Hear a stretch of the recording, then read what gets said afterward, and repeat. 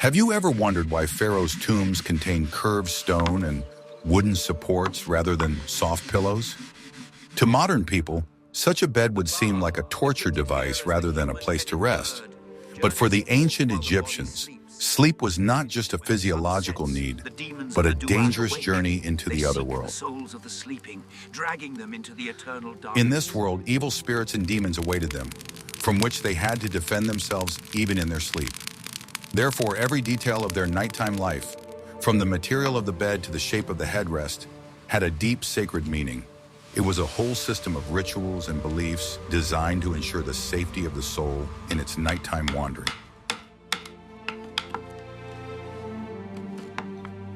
Watch the video to the end to find out why the Egyptians voluntarily gave up pillows and how a special amulet in the form of a headrest was supposed to protect their eternal sleep in the afterlife.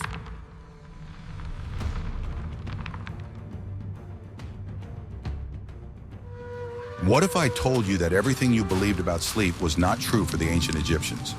For us, sleep is rest and recovery, but for the inhabitants of the Nile Valley, it was a time of great danger. They believed that every night their soul, called Ba, left their physical body. It went on a journey through Duat, the afterlife. This world was inhabited not only by gods and ancestral souls, but also by hostile entities.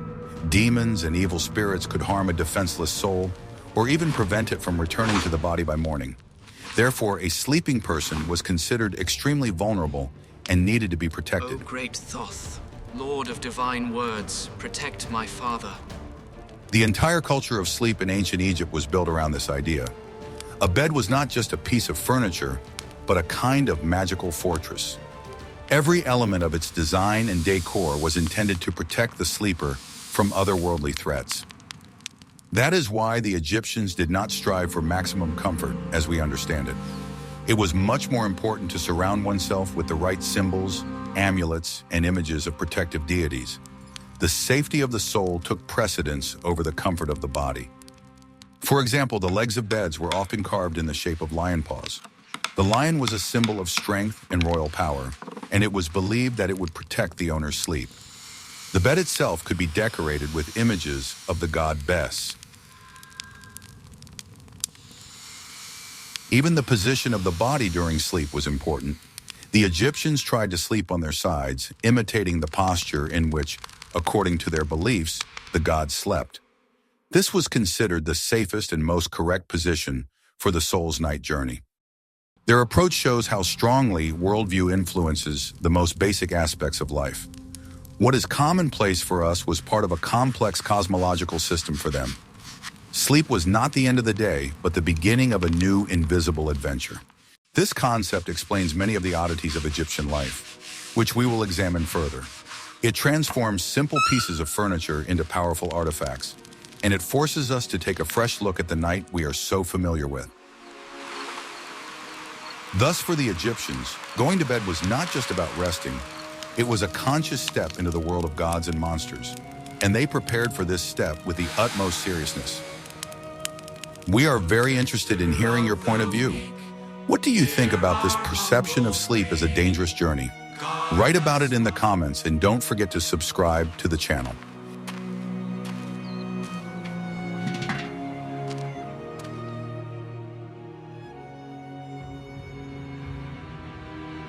Are you ready to learn the truth about what the most powerful rulers of antiquity slept on? The beds of pharaohs and nobles were true works of art, demonstrating their status and wealth. Archaeological finds, especially from Tutankhamun's tomb, give us a clear idea of this luxurious furniture. Precious woods were used to make these beds. Cedar, ebony, and yew were the most common, and they were imported from abroad. These materials were not only durable, but also beautiful, allowing for the creation of exquisite pieces. The bed had a frame construction with 4 legs. A mesh made of leather straps or plant fibers was stretched over the frame. This mesh served as the base for the mattress. The main difference between elite beds was their decor. They were covered with gold leaf and inlaid with ivory and semi-precious stones. Every centimeter of the surface was decorated with intricate carvings and symbolic images. As already mentioned, the legs of the beds were often made in the form of animal paws. These could be not only lions but also bulls, symbolizing strength and fertility. Such beds seemed to stand guard over their owner's sleep. Some beds had a sloping bedstead. The headboard was slightly raised, which was probably done for convenience. This allowed the sleeper to rest in a semi-sitting position, leaning their head on a special headrest. The folding beds found in Tutankhamun's tomb deserve special attention. These were complex engineering structures consisting of several sections on hinges. Such a bed was ideal for travel and military campaigns. A bed in the home of a noble Egyptian was not just a place to sleep. It was the central element of the bedroom, an indicator of status and power. Its richness and complexity were intended to impress guests and emphasize the high position of the owner. Mattresses for such beds were stuffed with soft materials. These could be wool, goose down, or cotton. All this created a striking contrast to what ordinary people slept on. Luxury and comfort were only available to a small circle of the elite. For most Egyptians, conditions were much more modest. What magical symbols do you think were most often applied to beds for protection? In the next chapter, we will reveal the main secret of the Egyptian bedroom, which still amazes scientists today.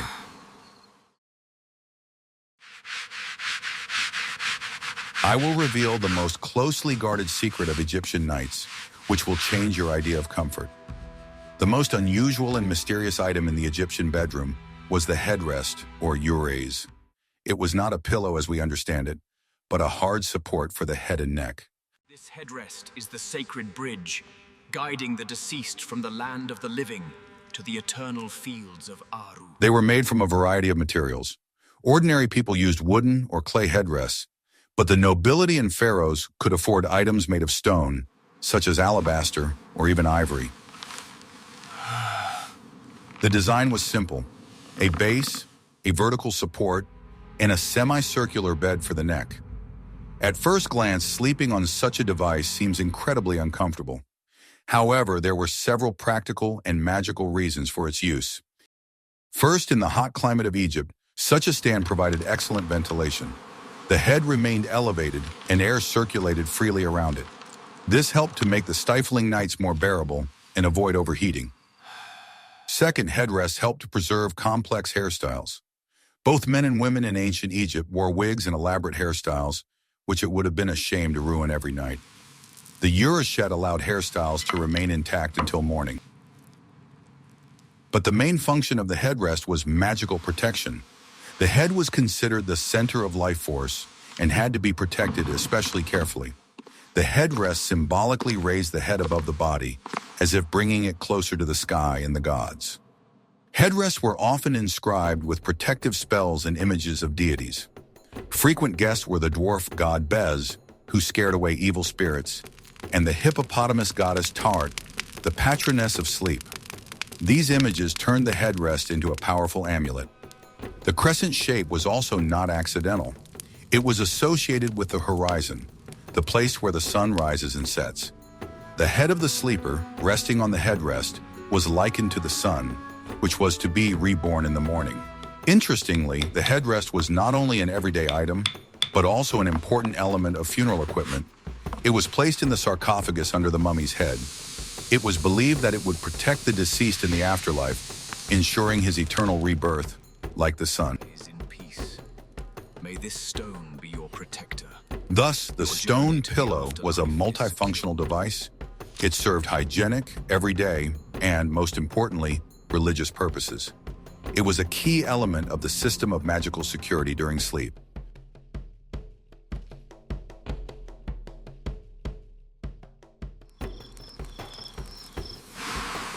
What I am about to show you is very different from the luxury of the pharaohs.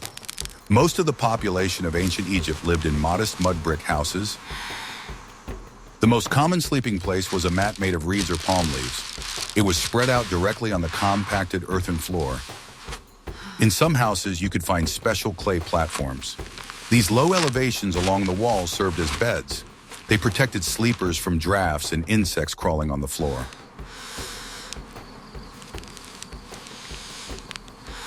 Wooden beds, even the simplest ones, were rare for the poor. Wood in Egypt was an expensive imported material. Therefore, only wealthy craftsmen or officials could afford such furniture. During the hot season, many Egyptians preferred to sleep on the flat roofs of their houses. It was cooler there at night than in stuffy rooms. This was common practice throughout the Middle East. Sleeping on the roof allowed people to catch the night breeze and escape the heat. Families spread out their mats and slept together under the open sky. This also helped to avoid insect bites, which were more prevalent below. Instead of stone headrests, ordinary people used simpler things as pillows. These could be a bundle of cloth, a bundle of reeds, or simply a brick. The purpose was the same, to raise the head slightly.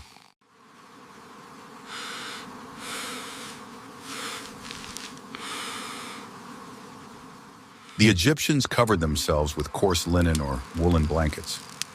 Nights in the desert can be quite cool, especially in winter. Therefore, a warm blanket was a necessity. The daily life of ordinary Egyptians was focused on survival and practicality. They did not have the means for luxurious beds and expensive amulets. Their protection from nighttime dangers was simpler and based on folk beliefs. Despite the difference in their financial situations, the basic ideas about sleep were common to all. Both the poor and the pharaoh believed that their souls left their bodies at night. They just had different means of protection. How comfortable do you think such sleep was? In the next chapter, you will learn about ancient Egyptian sheets and blankets.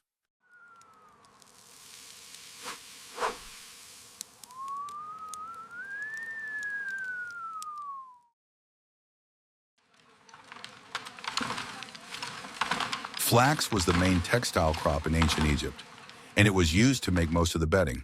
The Egyptians achieved incredible skill in processing flax. They produced fabrics of varying density and fineness. Sheets for the nobility were made from so-called royal linen. This fabric was incredibly thin, almost transparent, and snow white. It was very soft and pleasant to the touch. Coarser linen fabrics were intended for ordinary people. They were not as white and soft, but very strong and durable. Such bed linen served for years. As already mentioned, mattresses were stuffed with various materials. For the rich, it was down or cotton. The poor used more affordable fillers, straw, dry grass, or even wool production waste. Mattress covers were also sewn from linen. They were removable, which allowed them to be washed and kept hygienic. Cleanliness and neatness were highly valued in Egyptian culture. Blankets were necessary for cool nights. They were made of thicker linen or wool. Wool blankets were warmer, but were considered ritually unclean, so they were rarely used in burials. Bed linen was often decorated with embroidery. These could be geometric patterns or symbolic images. The names of the owner or protective hieroglyphs. The color of bedding was mainly white. The color white was associated with purity, light, and divinity. Sometimes fabrics were dyed other colors using natural dyes. Caring for bedding was the responsibility of women. They washed it in the waters of the Nile, using soda and clay as detergent. The linen was then beaten with wooden rollers and dried in the sun, which gave it extra whiteness. Another one finished. They are perfect. Into the basket with the others. Thus, even in something as utilitarian as bedding, the social stratification of Egyptian society was evident. From the finest royal linen to coarse mats, the sleeping place accurately reflected the status of its owner.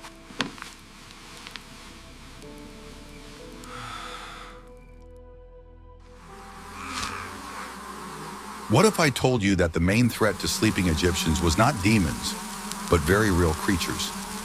Egypt's climate and proximity to the Nile created ideal conditions for the reproduction of many insects. Mosquitoes, flies, and other pests were a real scourge, especially at night.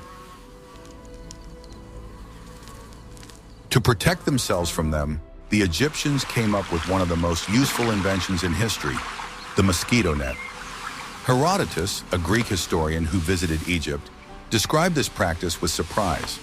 He wrote that fishermen used their fishing nets to shelter from mosquitoes at night. Wealthy Egyptians could afford special canopies made of thin linen fabric. These canopies surrounded the bed on all sides, creating an insurmountable barrier for insects. The linen canopy was essential for the elite. protecting These them nets from not only insects protected and against drafts. bites, but also created a feeling of comfort and privacy. They turned the bed into a kind of room within a room. This was especially important for homes where several people lived in one large room. Ordinary people who could not afford fabric canopies looked for other ways to protect themselves. One of them was to smear the body with special oils with a pungent odor. Another danger was scorpions and snakes, which could crawl into the house in search of coolness. That is why beds and sleeping platforms were made to be raised above the floor. The floors in houses were regularly swept and checked before bedtime. Particular attention was paid to dark corners and storage areas where uninvited guests could hide. This was a daily routine necessary for safety. Magical means were used to protect against scorpions. Images of the goddess Selket, the ruler of scorpions, were painted on the walls. It was believed that she would protect the house and its inhabitants from poisonous bites. Thus, the struggle for peaceful sleep was fought on two fronts, practical and magical. Mosquito nets protected against mosquitoes, and spells protected against evil spirits. Both were equally important to the ancient Egyptians. What other dangers do you think awaited sleepers? In the next chapter, we will take a look inside an ancient Egyptian home.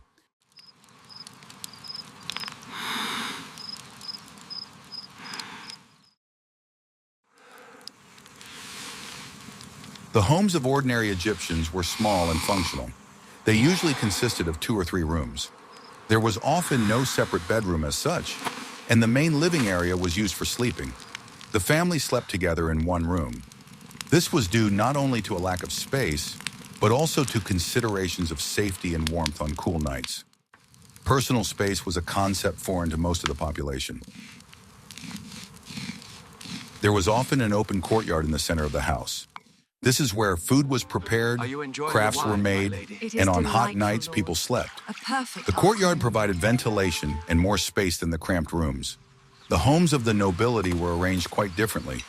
They were large villas with many rooms, a garden, and a swimming pool. Here there was a clear division between public and private areas. The owner of the house and his wife had separate bedrooms. These rooms were located in the farthest and most protected part of the house. The master's bedroom, or nobleman's bedroom, was his private quarters. It contained his best bed and chest with clothes and personal belongings. The walls could be decorated with paintings depicting everyday life or mythological scenes. Bathrooms and toilets were often located next to the owner's bedrooms. These were small rooms with stone basins for washing and special seats over vessels filled with sand. Hygiene played an important role in the life of the Egyptian elite. The windows in Egyptian houses were small and located high under the ceiling. This was done to protect the rooms from the scorching sun and sand. There was little furniture in the bedrooms besides the bed. Usually there were low tables, stools, and chests for storing things. The Egyptians did not have wardrobes as we understand them. The bedroom decor reflected the Egyptians' desire for order and harmony. Each item had its place and purpose. It was not just a place to sleep, but a personal space.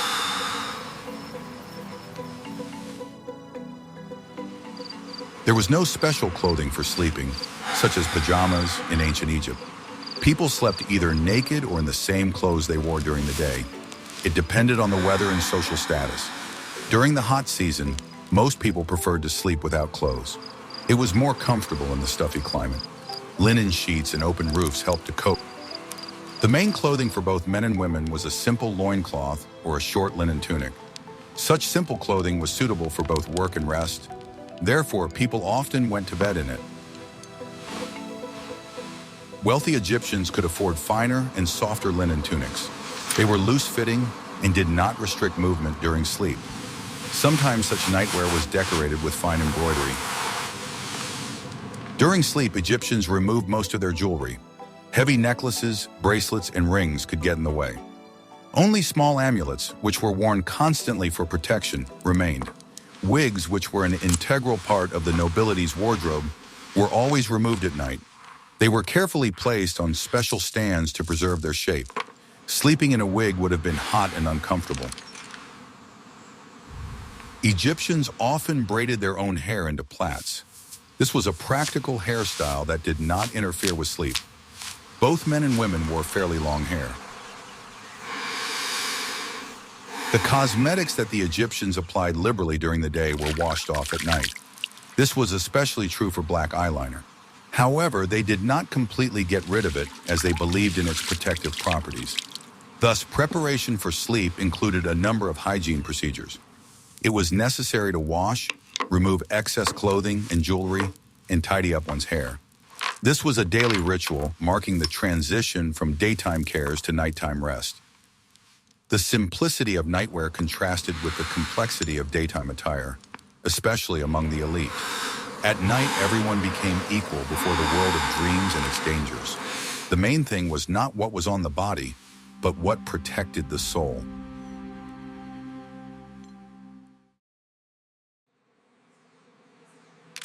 For the Egyptians, dreams were not just a figment of the imagination. They were considered messages from the world of the gods. Dreams could predict the future, warn of dangers, or give advice. There were entire books dedicated to interpreting night visions. One such papyrus, known as the Chester Beatty Papyrus, is kept in the British Museum. The interpretation depended on whether the dream was good or bad. A good dream sent by the gods portended good luck. But this A dream, bad dream was crocodile considered the near work of water evil jar. spirits. This dream is clearly a message from the gods, a sign of great fortune. Crocodiles signify apep. For example, seeing yourself drinking beer in a dream was considered a good sign, but seeing your own face in the mirror was bad, as it foreshadowed a new wife. Interpretations were very diverse and sometimes unexpected. Special priests were responsible for interpreting dreams. Both pharaohs and ordinary people turned to them for advice. The priest could not only explain the meaning of the dream, but also perform a ritual to ward off bad The message omens. of the gods is clear. Your dream foretells not sickness, but a long... Some temples were centers of so-called dream incubation. People came there to spend the night in a sacred place. They hoped that the gods would send them an answer to a pressing question or healing from illness in their dreams. To see a prophetic dream, certain rituals had to be observed. A person had to be ritually pure and abstain from certain foods. Before going to sleep, they recited special prayers and incantations. The belief in the power of dreams was so great that dreams could influence state decisions. There is a well-known story about Thutmose IV, who, while still a prince, fell asleep in the shadow of the Great Sphinx.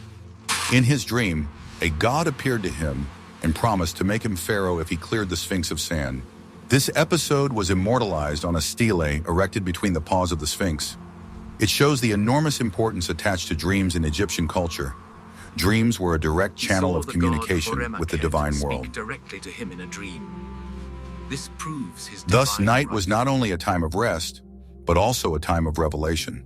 The Egyptians listened carefully to their dreams, seeking in them the keys to their future.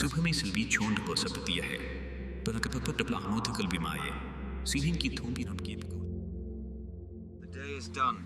May the gods grant us safe passage through the night. Studying the Quiet daily now. life of ancient Egypt Settle in. allows us to understand how different their views of the world were. May you rise again Sleep, tomorrow. which we take for granted, Grant me was a peaceful complex and passage meaningful through the process for darkness them. until then. The beds from Tutankhamun's tomb are not just furniture, but the quintessence of Egyptian civilization. Their design reflects both the highest craftsmanship and complex theological concepts. The headrest is perhaps the most striking symbol of this worldview. It simultaneously solved the problem of heat and preserved hairstyles and served as a powerful amulet. This item shows that for the Egyptians, there was no division between the sacred and the profane. The contrast between the sleeping places of the rich and the poor reflects the social structure of society. But even in the simplest mat on the earthen floor, we see echoes of common beliefs. Every Egyptian, falling asleep, embarked on the same journey through Duat.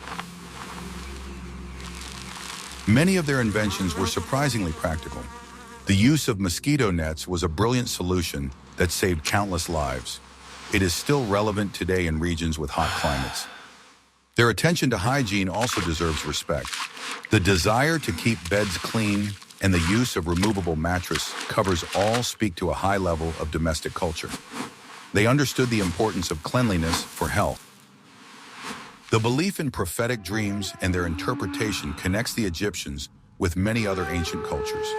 It is a universal human desire to look into the future, to find answers in the mysterious world of night visions. Egyptian sleep culture shows us an alternative view of familiar things. It reminds us that comfort is a relative concept. What seems uncomfortable to us was a guarantee of safety and harmony with the world of the gods for them. By studying how the ancient Egyptians slept, we not only learn about their furniture and habits, we immerse ourselves in their worldview and learn to see the world through their eyes. And we understand that even in their sleep, they remained faithful to their gods and traditions. Ultimately, their bedroom was a microcosm reflecting their entire universe. Here, practicality met magic, and everyday life met eternity. And at the center of this world was a person seeking protection and peace.